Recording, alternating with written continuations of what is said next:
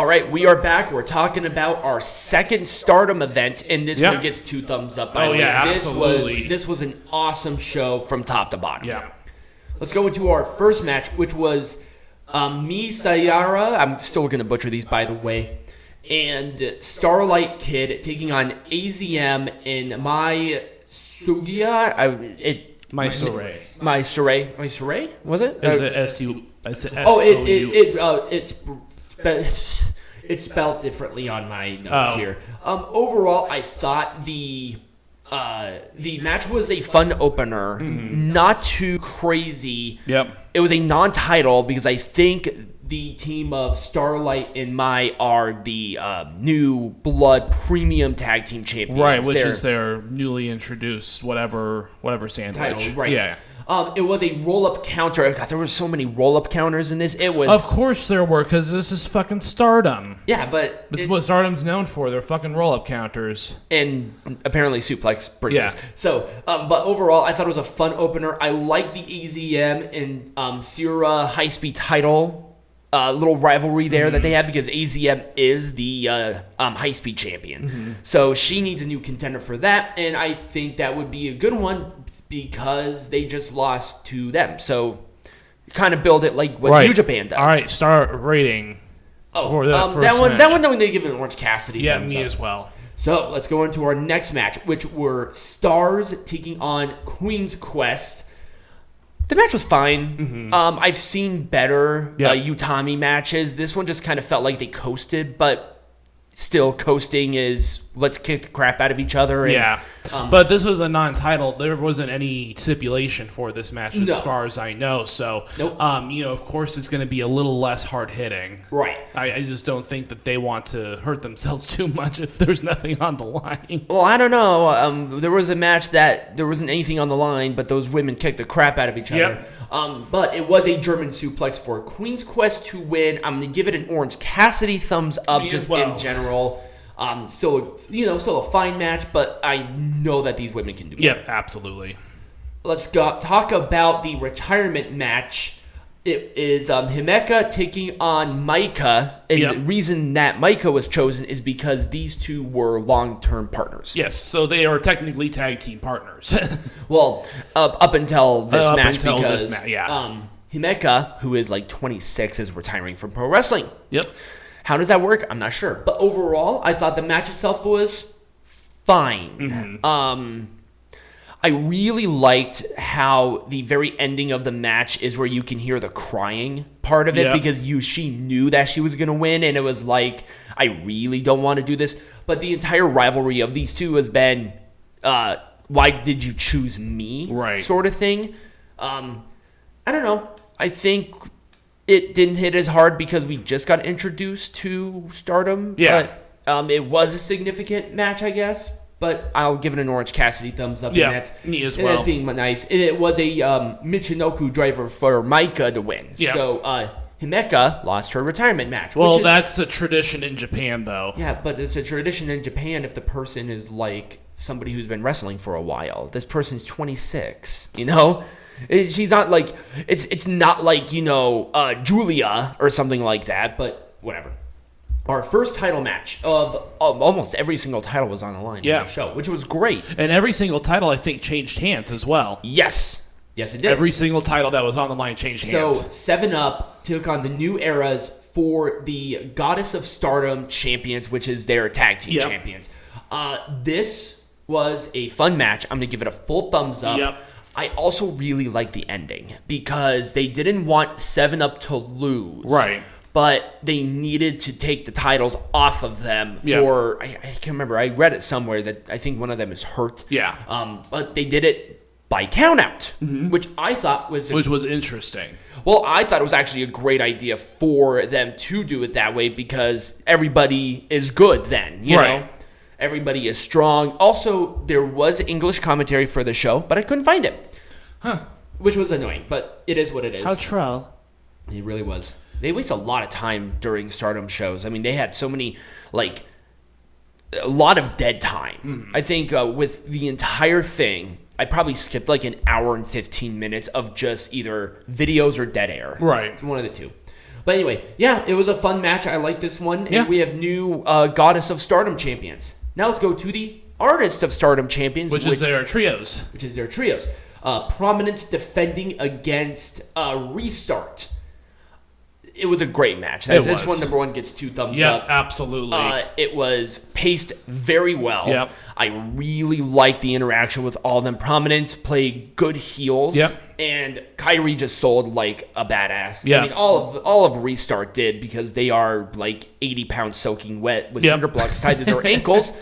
But yes, it was a modified jackknife pin where literally, I can't even remember who it was. She had her feet on the quads of the other person. Literally no part of the person pinning the other person was on the ground whatsoever. It's like, God, she is like as light as a feather. Yeah. It's insane. But it was a well-timed match. Yep. Great timing. Lots of great energy. Good story told in the ring. And we have new Artist of Stardom champions. There's a reason why they really promote these multi-factions because they have great factions. Yeah, they do. Stardom. For the Wonder of Stardom champion, which is essentially their secondary title. Yes. Yeah, so it's their intercontinental. Yep. So Saya Kamitani taking on Mina Shirakawa. I butchered that immensely, but whatever. Once again, a great match. Yep. 2 thumbs up. This was awesome. Yep. These two are awesome. This was a great match. Do you have anything to say? I have nothing else to say. It was just a great match. That's all I'm going to say. It was a sit-out Emerald Flosion for Mina to win. So once again, another title change. A lot of title changes. You're right. Literally, every single title that was on the line changed hands. Okay, there's not really a whole lot to say about it because, it was a great match. There's not really a whole lot. Right. Go out everybody and watch it. But let's talk about the, so this was a Japanese death match. Knockouts only. Yeah. It was Sourei taking on Chihiro Hashimoto. God, 2 thumbs up. Yeah. They kicked the crap out of each other. Yeah, pretty much. I think my head hurt after this match. They held no punches. Well, Syuri is a former UFC fighter. Yeah. And Hashimoto is just a big girl who can kick your ass. Right. And it was awesome. This was a big brute.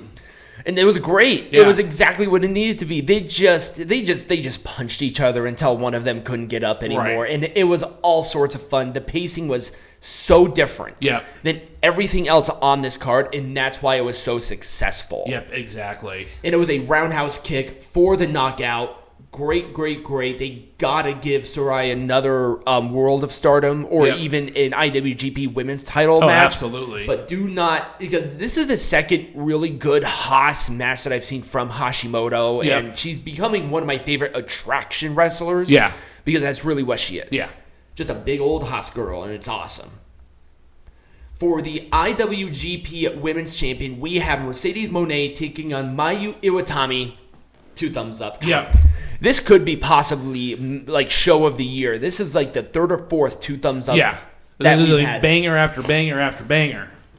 And like nothing has been like bad. Everything's been good to excellent, and this was no And different. I was surprised about the winner of this match. Now, Mercedes has signed an extension, so we are going to see her in Japan for a while. Oh, really? Yep. She did sign the extension. Yep, she did sign the extension. Oh. So we're going to see her around for a while. I don't think this is the last time we're going to see her with the IWGP Women's Champion, though. No, not at all. But this was an excellent match. Maybe they needed to put over Mayu and, the next challenger. Maybe they needed them to kind of do something. Yeah. Or Mercedes and Giulia will be doing a program without the titles. Because I don't think it needs it. But who knows? I think really Mercedes was here to get the title more over than it was with the American audience. And because people are watching Stardom again with the English commentary, they can start getting some of the aces back. Because Iwatani is the ace of Stardom, really. Mm-hmm. When people think of Stardom, they think of Mayu. So I thought that was great. It was a delayed dragon suplex for Iwatani to win the belt. Great match. Awesome pacing. Mercedes dressing as Black Tiger, which was Eddie Guerrero's New Japan thing. Ooh, that was awesome. Yeah. That was his gimmick. And it's also good, too, because now the title can be associated with someone who is not associated with the WWE. Right. Because I think that was a criticism at first that it's just WWE stars. But now you can't make that excuse anymore. But the thing is that there's nothing wrong with that because WWE is the global entity. Right. I mean, they produce some of the best in the world. They produce some of the best in the world, and also they have the promotion already. Right. Mercedes would not be where she is without the WWE. Right. And Kairi, yeah, same thing. There's a reason why she didn't go back to her name previously to Kairi Sane, because Kairi already has name value. Yeah. So there you go. Yeah. So this kind of dispels the rumors or the mythos that this is just going to be a showcase for WWE women's wrestlers to do whatever here. Right. And that should not be the criticism. So for the World of Stardom champion, Giulia defending against Tam Nakano, for God's sake. 2 thumbs up. Yep. I even told Peanut Gallery that this was probably one of the best women's matches I've ever seen. Oh, yeah. I mean, this was like Charlotte Flair, Rhea Ripley at WrestleMania, close to one of the best women's matches I've ever seen. Yeah. But I thought that match was better. That's just me personally speaking. This had everything. They played the parts so well within this, of the scrappy underdog to the bully champion. Yeah. So great. Yep. It's just so weird seeing Giulia, who's an Australian, speak just fluent Japanese. It's like, whoa, didn't think that. Well, it's like Kenny Omega speaking fluent Japanese. Right. It's like, this guy's from Canada. Yeah. The most Japanese thing that he saw there was a polar bear. So, this was just a fantastic match from beginning to end. Yep. The kickouts were great. The emotion was there, and they gave this it didn't overstay its welcome, but they gave it plenty of time. I think it was a 27-minute match at the end of the day. That. So perfect. Yeah. Like 25 to 30 minutes. If you can get good stuff in that time, you have a banger. Right. You have the money. Oh, yeah. But it was a suplex into a Michinoku driver for the win. I love that it took them both a minute to sort of stir because they beat each other up. Yeah. And they're selling. Just the selling in Stardom is on such a great level. Oh, absolutely. They just sell so well. Oh, and yeah. It's like, I don't get why. It's so weird. But that's about it. Yeah, Nakano is now the world champion of Stardom because IWGP is still technically New Japan. Right. Also, I saw another interaction with New Japan during the show. In one of the promos, Kazuchika Okada showed up. He was training some of the people. There we go. So I think we're going to see more Stardom stuff within New Japan. Yeah, we're going to see way more. Do you think that they might be coming to America soon? I don't know. Well, they already have English commentary back. Let's see where they go from there. But that's pretty much it. That's all we're going to cover this week. Oh, yeah. So, Peanut Gallery, what are we covering next week? No idea. Because this was going to be what we were going to cover, but we're like, let's just get it all done. But we're all caught up. We're all caught up with pay-per-views. From WrestleMania season. So we are done. The next pay-per-view we're going to cover is actually going to be Backlash. And then I think there's another event going on that weekend as well. I think so, too. I'll have to check on my itinerary. I don't remember what's going on there. But I know next week there's nothing. So we'll have to figure it out, and we'll let you know. Yeah, so if you guys enjoyed that, remember to like, follow, subscribe, do all the fun stuff that you do. Become a patron at patreon.com/MPWMA. Get some hats as well. Scan the QR code next to me for all of that information or down below in the description. Leave a rating. Be awesome and be majestic.